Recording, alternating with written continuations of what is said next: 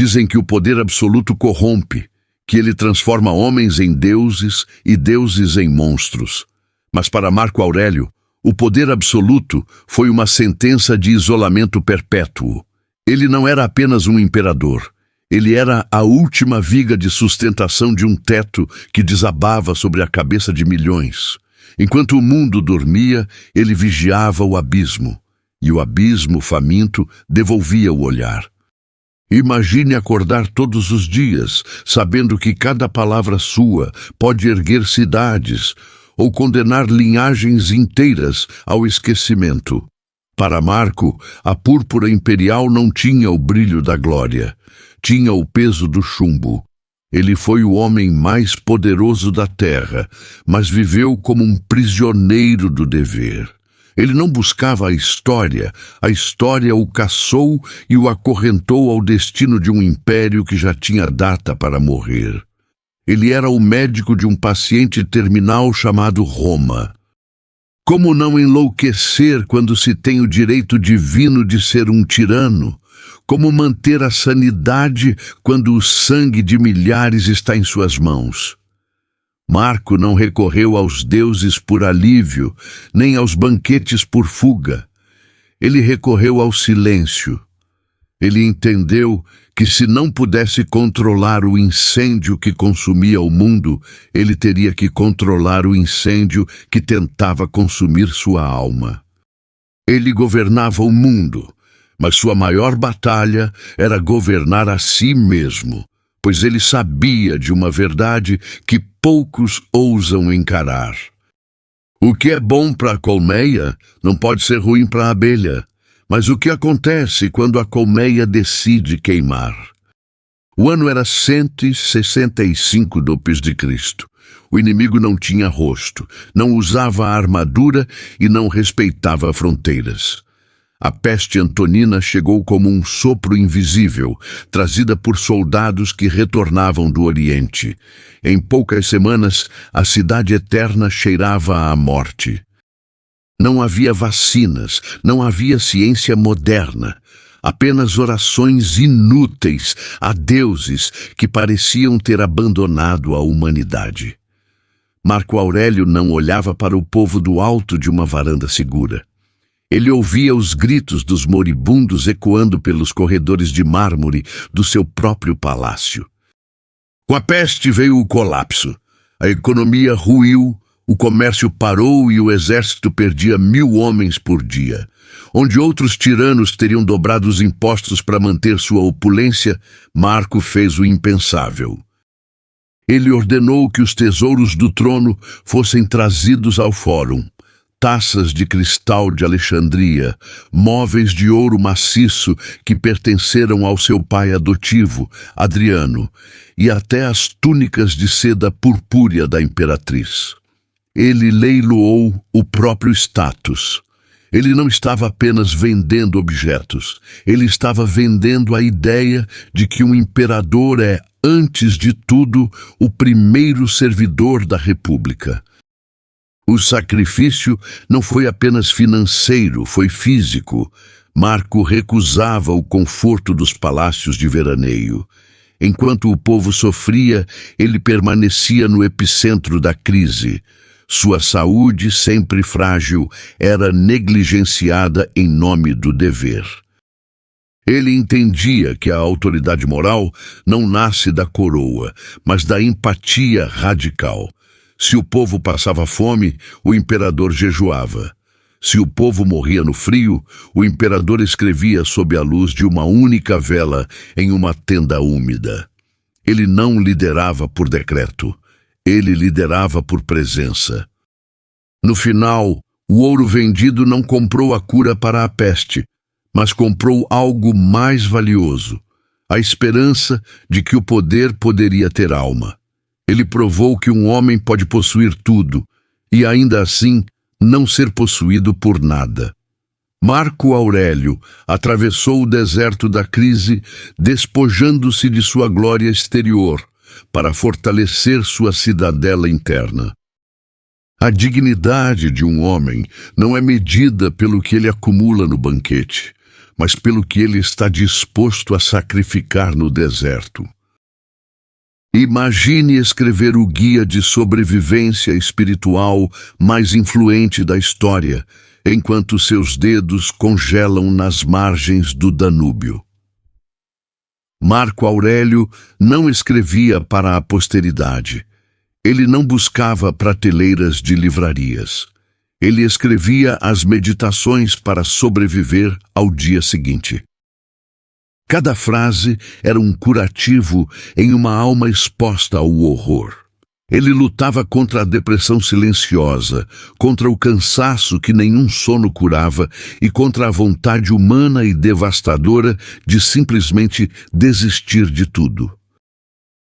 Ali, no coração da guerra marcomânica, Marco aplicava a lição mais dura do estoicismo, a dicotomia do controle. Ele olhava para o exército inimigo e entendia que não podia controlar o número de flechas que cairiam, nem a traição de seus aliados, nem o frio que matava seus cavalos. Ele reduziu seu universo ao único território onde ele ainda era soberano, sua própria mente. Para Marco, o império externo estava em chamas, mas a cidadela interna precisava permanecer intacta. Ele aprendeu que a paz não é a ausência de guerra, mas o domínio sobre o caos interno, enquanto a guerra ruge lá fora. Marco sofria de dores crônicas no peito e no estômago, mas recusava o ópio que pudesse nublar sua razão.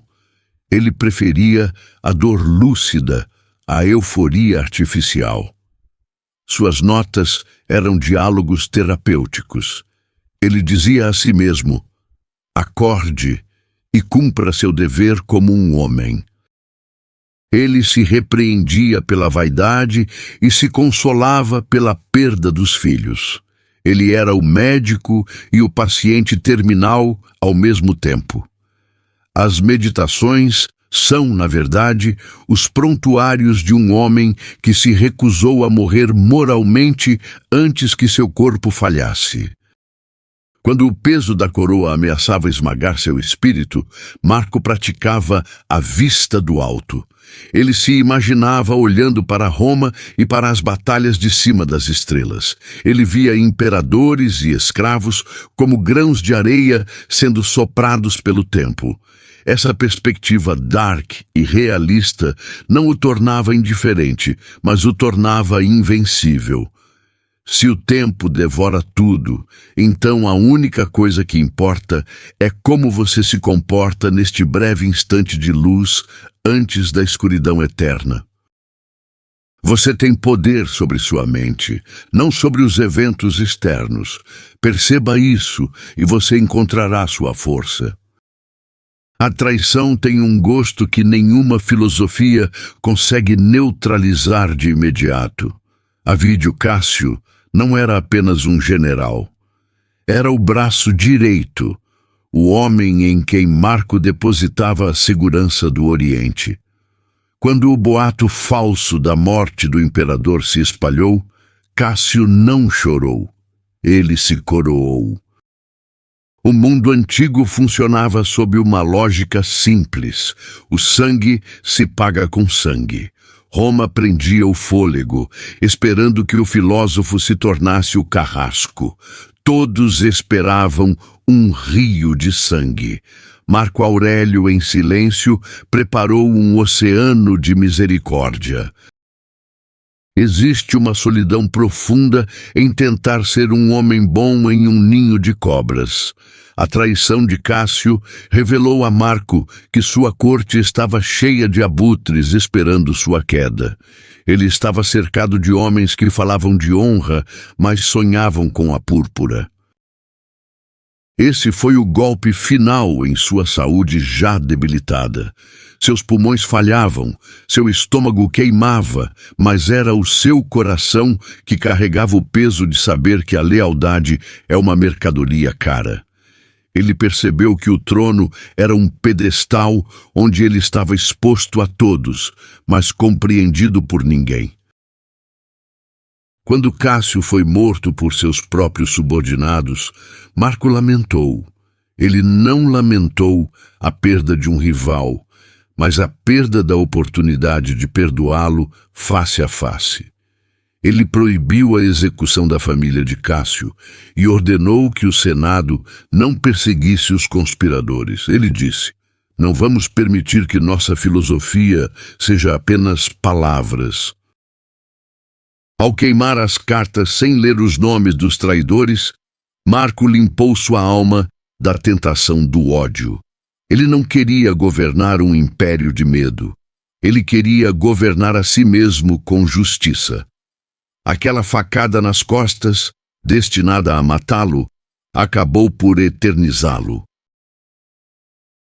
Marco Aurélio provou que a integridade não é um escudo que você usa quando o mundo é gentil.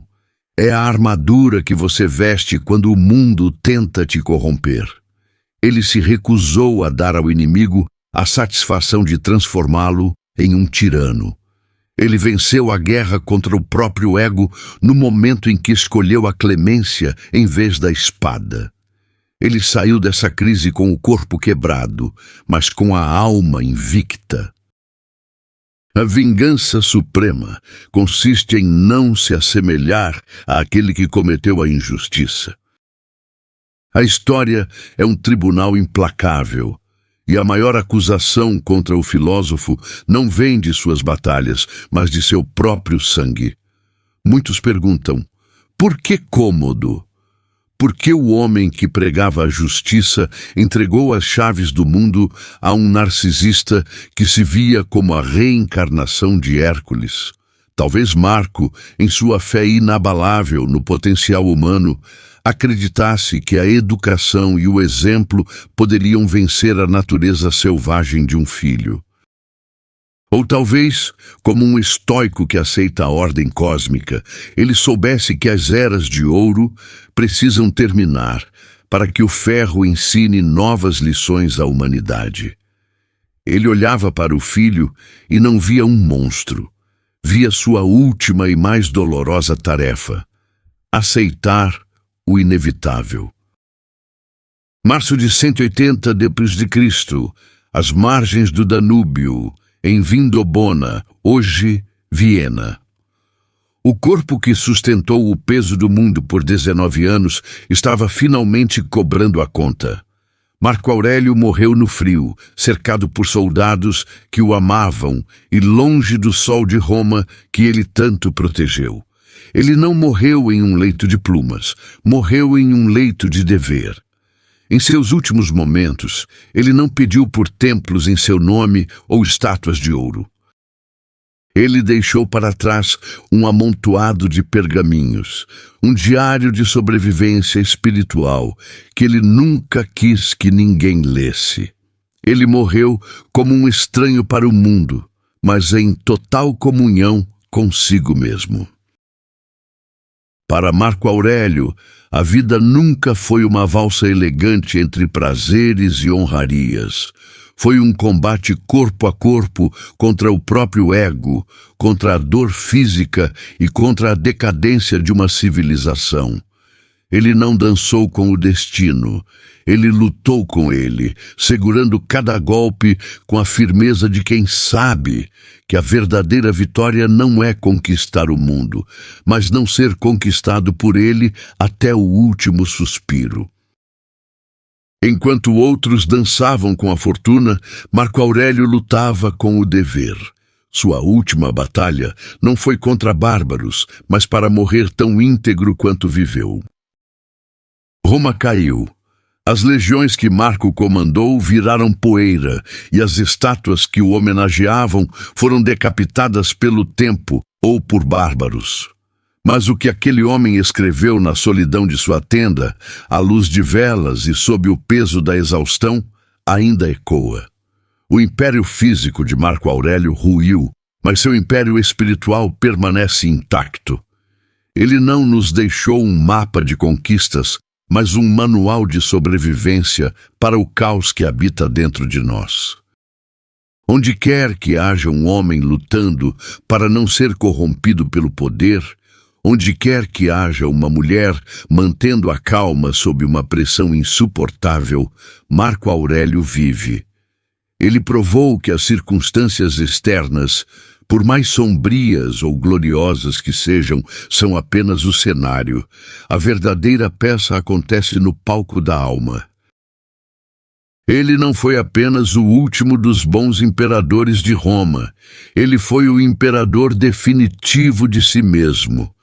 Ele nos ensinou que a paz não é algo que encontramos no mundo, mas algo que construímos pedra por pedra dentro da nossa própria cidadela. O tempo é um devorador de glórias, mas há algo que nem o tempo, nem a morte, nem a traição podem tocar. Ouça as palavras do homem que governou o mundo, mas preferiu conquistar o próprio espírito. O tempo é um rio de eventos, uma corrente impetuosa. Tudo o que você vê já está passando e o que virá já está a caminho de ser esquecido. A única coisa que resta é o seu caráter. Se a solidão do dever e a busca pela virtude ressoam em você, comente A Cidadela Interna.